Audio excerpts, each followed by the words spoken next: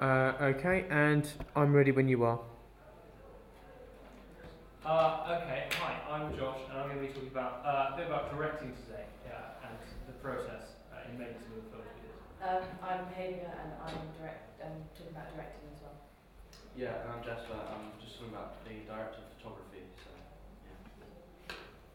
Great. Right, can we start with a volunteer, please? Volunteer? Yeah. Volunteer. Come on. It has to be me then, doesn't it? Yeah. Do you want to get the camera? Yeah, get the camera ready. Okay, basically, it will. That's interactive. Yeah, we're doing a simple scene. Okay. Okay, you know what you're doing. Yeah? Good. Yeah, Okay. good. Okay. You ready? Wait, it's not even. Oh, no, it's fine. Don't Do it worry. post. Do it post. Okay, ready? Action! Action! Action. I said action! What am I supposed to be doing? Okay. Okay, so... Ready? All good? What are you doing? Okay, cut. Cut. You don't know what you're Just turn it on. Okay. Fine. Okay. This is how most directors start out, really. So what were we doing wrong? Well, Can I sit down? no, you've got to say. Quite a lot we were doing wrong. The main thing is communication. We weren't thinking about our actor mainly, and he doesn't know what he's doing. So for this, we're going to do it again. And this time, I want you we're at Everest Base Camp. Okay, you just arrived at Everest Base Camp. Okay, so I want you to portray the emotion of a kind of you're freezing, but you're also really pleased that you've achieved this and you've got there. Okay, can you do that? Freezing but pleased. Okay. We ready? Good. Okay. No. Roll camera. I told you we'll do it in post. Alright. Roll camera. Action. We've got no sound. Okay, Don't worry. and Fantastic. cut. Wow. Perfect. Brilliant. So, what were we doing wrong there? Right, the cinematographer had no idea what he was doing, but our actor did. So, Jasper, have you...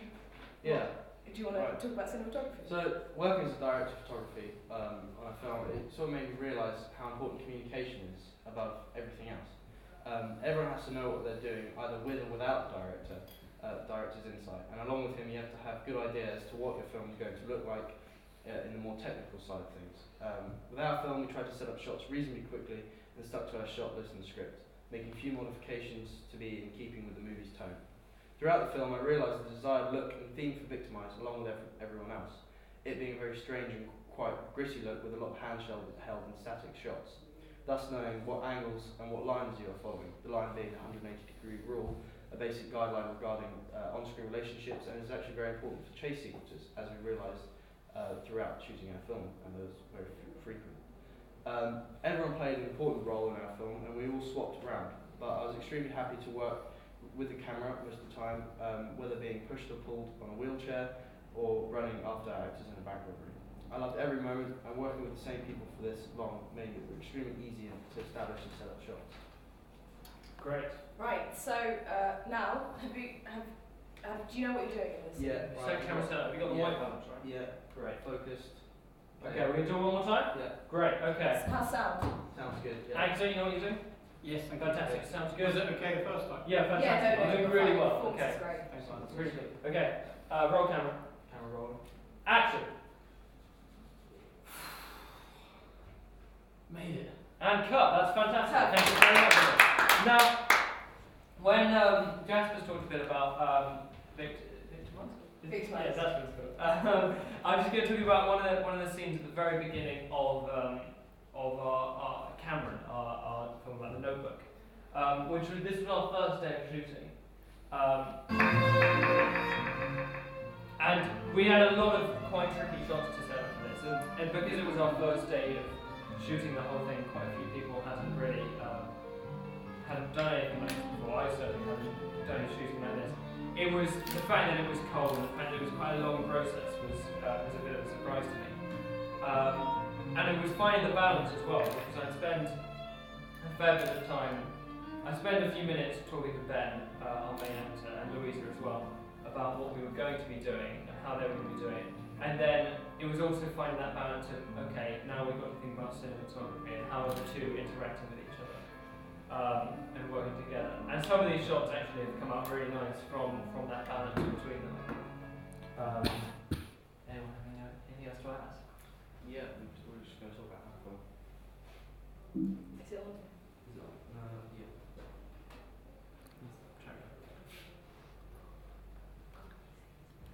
I'm not sure it's on there, guys. Alright. What are you after? We're just gonna talk a bit about directing our film. But we just talk about it. No, so do you need a copy of your film?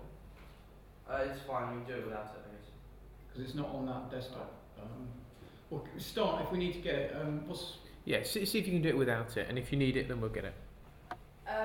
Like directing Victimize was quite interesting because it wasn't the usual low budget of going for I don't know, a romantic comedy. It was sci-fi, and having never done anything like that before because I've only ever done things by myself, it was good to work with a team. And this genre, you have to be quite specific with the camera movement, as Jasper said. It's a lot of handheld, and then with directing actors and cinematography, it's because it's so stylized. It all works together. Has to work together really well. Yeah. Do you want to talk about cinematography? Deal with that. Yeah, I've done. Yeah, that's good. Good. Thank you very Thank much. you very much. Okay, great. Thank you very Okay. much. We might have a few questions if that's Yeah. all right. Great. So you're talking about Victimised and the style, and that it was sci-fi. So how did that all come about? Well, because we were in the Barbican, and because of the architecture, it sort of brings to mind this whole sci-fi set in the future thing. And when you come in here, it's like a complex you're sort of shut off because it's surrounded by all these blocked off roads and things, and no one comes by. So we're like, let's make a film where there's no one there. Sci-fi. So was it hard work to keep that consistency? So every time you set up a shot, as a director, you're thinking about, we need to keep that world consistent. I suppose with the cinematography aspect of it as well, is that right? Well, yeah, I think, yeah, it's to do with the style, and when you're setting up shots, yeah, you've got to be really careful not to sort of have strange things in there, so people walking along and that kind of stuff. Because the whole concept of our film was that there was no one there except the actors. It was It's that- tough to shoot. It's Yeah. difficult to sort of portray the emptiness and the loneliness, you know, Look. without having like a proper, rig, and it's like it would be nice with a big budget to sort of see everything, but we just can't. Was there any part of the film that you're most pleased with or satisfied? Any particular shot or scene that you thought was kind of really executed in a way that was kind of according to your vision? Well, my favourite shot was the Skyfall style shot that I did when they're running and they're out of focus, and as they run towards the camera, they're brought into focus. I'm proud of that one. Okay. And so what was the idea behind that? Why did you do that focus pull? Just to try and... It was sort of to give the idea of time passing, because before then there had been a blackout, and it was this kind of thing of them running, and yeah, they're sort of like being watched almost, but yeah. Which scene were you going to show us from the film, if you had it? We were just going to show the bank robbery scene, Okay. but that was a very enjoyable sort of thing to do. It was all it was all handheld, and we had to work with like elevator staff, and we also used the barbecue staff as well. So yeah, no, that was one of the best things. Can I just quickly ask? You've obviously made films on your own before you came here. What has been the thing that you've learnt most about having to now not work on your own and work with other people? Well, partly that it's a sort of a bit easier working with other people sometimes, because you're not having to think about everything and having to do everything. Even as a director, you can say to the cinematographer, this is the kind of thing I want, and then they'll set it up for you. You don't have to think about all the technical aspects of the camera, because that's their job. Personally, for me, I haven't really done anything. The only short thing I've done, it was a stop motion thing that I did with my little sister, and working with her was pretty difficult because you get conflicting opinions and stuff. So that kind of, if anything, working with some of the people in our crew, when we had different opinions, I kind of think about that. How did I deal with that at the time?